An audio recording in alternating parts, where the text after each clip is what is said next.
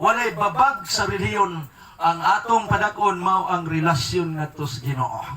Nganong namatay ang tao? Dili tungod sa relihiyon, namatay ang tao tungod sa relasyon nga naputol dito sa tanaman sa Eden. Nganon, kaya ang tao igsoon sortihan tamo, musugot mo sa dili mo niya atong disenyo, laog ang tao.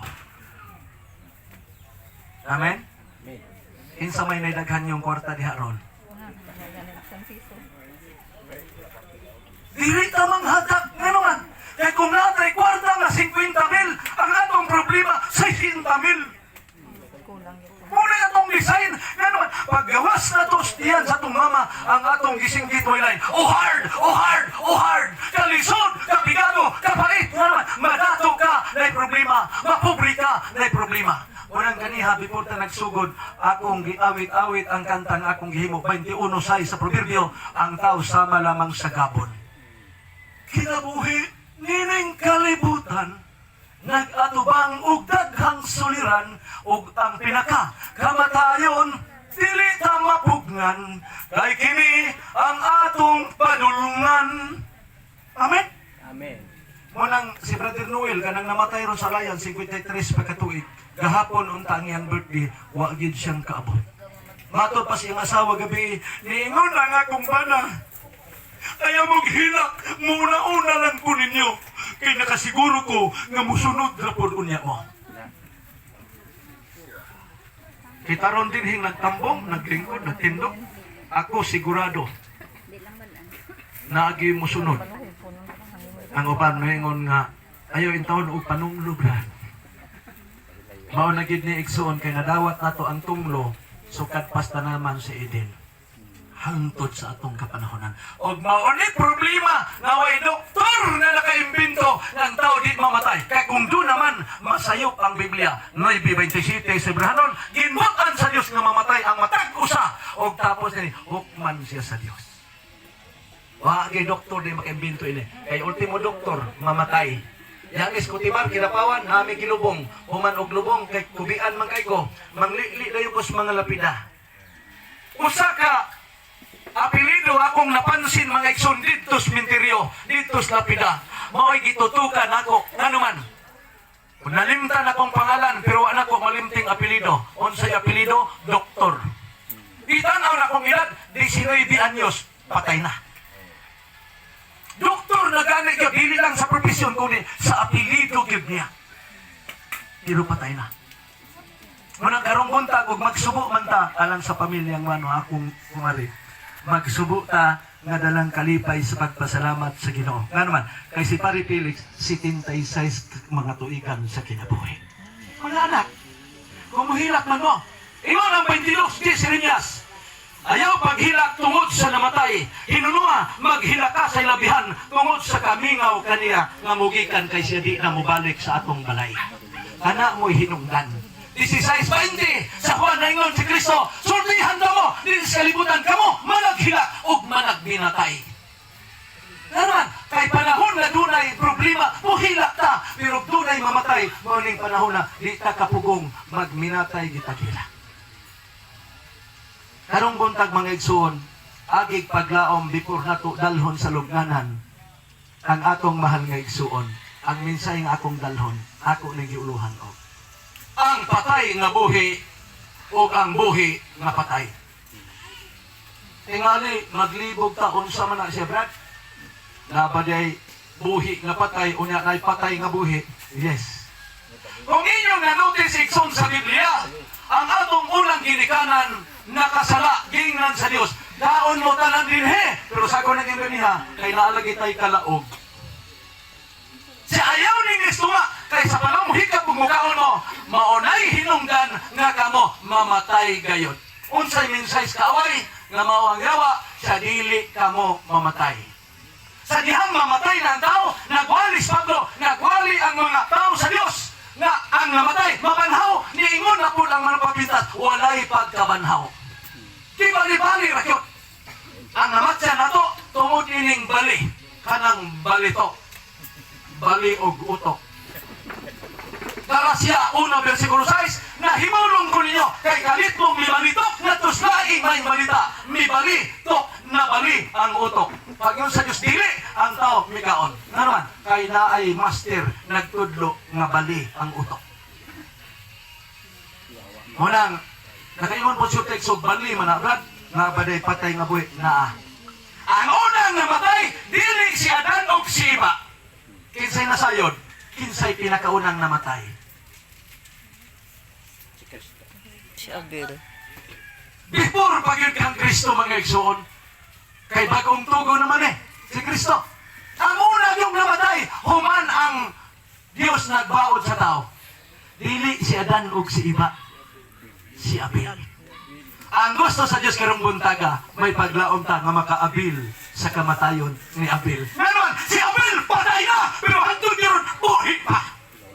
11:4 si Branon, si Abel patay na, apan hantod karon nagsulti paghihapon. Buhi si Abel. Muna si Paripilis, dalhon na to sa lubnganan nga atong hunaw-hunaw nga siya buhi. Kita karong buhi, mao'y patay.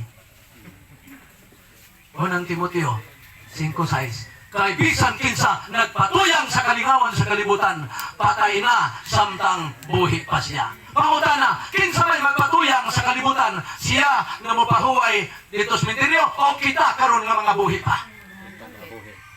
Kita.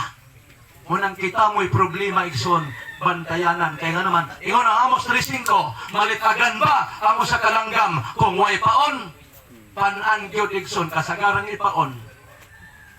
Kaon, makalingawan sa kalibutan, ngunit tao, aron nga ang tao, malimot siya, nga unta di ay mahimo kang maalamon, 7:4 sa Ecclesiastes, maghuna-huna ka kanunay sa imong kamatayon. Nga naman, kayang kamatayon, dili kapilihan kung dili, kadaugan alang sa mga tao, nga naghuna-huna nini, kay kung maghuna-huna gani kay ni, kanunay gyud kang makapanganda.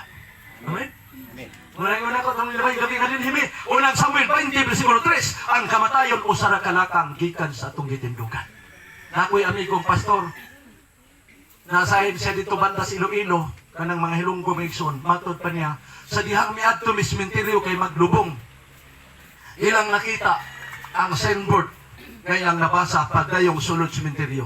Ang gibutang dito igsoon, kami subong. Misulod sila sa sementeryo, gilubong ang namatay. Human og lubong, nang gawas na sila. Napansin niya, madili lang na sa tubangan ang naisuat, hasta po rin sa likod sa mga mugawas na. Gani habang sulod, ningon, kami subong. Paggawas nila, ang nakasulat sa likod, kamo dason. Kamo'y musunod. Ginoon na naman, Hebrehano 9:27 suwano, kaya ang mata ko sa ginbutan nga mamatay, at pan, human sa kamatayon, hukman ta. Hi, Jesus name. Ngunit ilang alalay mga igsoon tayo. Napiksa na po ta mga igsoon. Napiksa na po ta. Itusod yun. Tay, hindi mapindot, tay.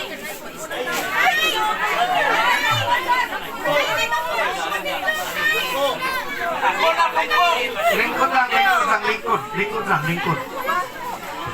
Lingkod, kay kusog kayo.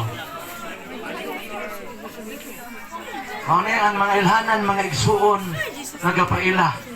Ang Biblia nagtugan. Moabot ang panahon nga doon ay linog na sukad, wa pa din mahitabo. Ano tinawag na dabiguan. Sa pinadayag 16, 18, doon ay linog na moabot. Na kining ato ron, mga pinisik ra ni mga igsuon. Malagingon ako, nga kinahanglan mag-andam ta sa atong mga kinabuhi. No? May lagani kay wa pa ta mo abot dito igsuon sa tunuran gyud sa ato nga minahan nga igsuon. Salamat Ginoo kay imo na pong gipaminor. Wala gyud tay mahimo igsuon kung uyugon, kung linugon. Magulang yun sa Cebu, murag 73 kabuk ang akong nakita ambot og natungagan pa. Na nangamatay dito igsoon sa linog. Ang bagyo po sa Masbate, gilimpiyuhan po igsoon ni Upong. Manang ni anak yun, ang mga tilimaton. Munang ang awit ganihan, nagpahinumdum koneksyon sa linog. Malapit na ang pagbabalik. Amen? Ano mga igsoon? Kinahanglan na atong andamon ang atong kaugalingon. Kay dunay patay na, pero buhi pa. Pero dunay buhi pa, napatay na. Ano mga kaigsunan? Dini sa palang konsulutan, di ko na nibasahon, ato na ning istoryahon mga igsoon. Kung naamoy mga Biblia, pag ulit niyo siyang balay, inyong upon, ang ikaduhang hari, Kapitulo 5, 1 ngadto sa 7. Na diha igsoon ang atong sentro sa mensahe karon nga buntag. Palingon ang pastor ko, amigo, kitang tanan giyay.